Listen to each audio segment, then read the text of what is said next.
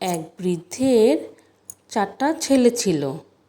ছেলেদের নিয়ে বৃদ্ধের মনে একটুও শান্তি ছিল না, কারণ তারা প্রায়ই নানা কারণে নিজেদের মধ্যে ঝগড়াঝাটি করত। তারা যখন ঝগড়া বিবাদ করত, তখন পাড়াপড়শিরা মজা পেত আর হাসত। এদিকে তো বৃদ্ধের দিন ফুরিয়ে আসছিল। তার মৃত্যুর পরে ছেলেরা যে মিলেমিশে থাকতে পারবে না, তা সে ভালোই বুঝতে পারছিল। তাই চিন্তায় চিন্তায় তার দিন কাটছিল।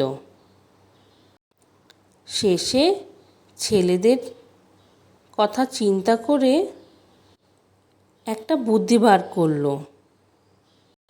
একদিন সে সব ছেলেদেরকে নিজের ঘরে ডেকে আনলো। সকলে উপস্থিত হলে সে একটা ছেলেকে কিছু কঞ্চি আনতে বলল। আটি বাঁধা হলে বৃদ্ধ ছেলেদেরকে বলল, তোমরা চেষ্টা করে দেখো তো আটিটা ভাঙতে পারো কি না। ছেলেরা একে একে সকলেই আটিটা ভাঙবার চেষ্টা করলো, কিন্তু এক আটি কঞ্চি ভাঙা কারো পক্ষেই সম্ভব হলো না।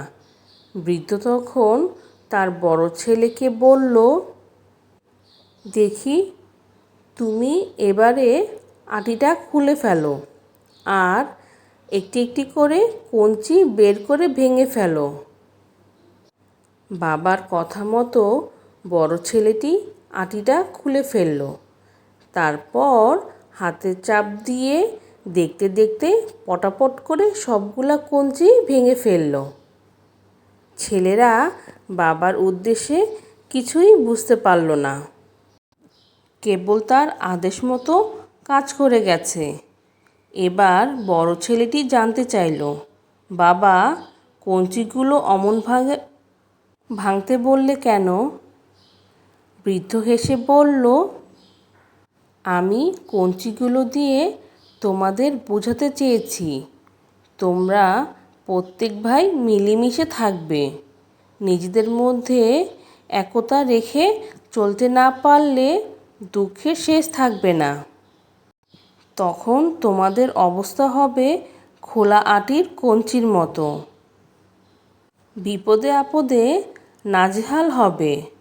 তোমাদের দুরবস্থায় তোমাদেরকে নিয়ে হাসাহাসি করবে। দেখো তো, একসঙ্গে আটি বাঁধা কঞ্চিগুলোকে চেষ্টা করেও তোমরা কিন্তু ভাঙতে পারলে না। তোমরা যদি এমনি মিলেমিশে থাকো, তাহলে কেউ তোমাদের কোনো ক্ষতি করতে পারবে না। শত্রুরা ভয়ে দূরে সরে থাকবে। এখন থেকে আমার এই কথাটা মনে রেখো।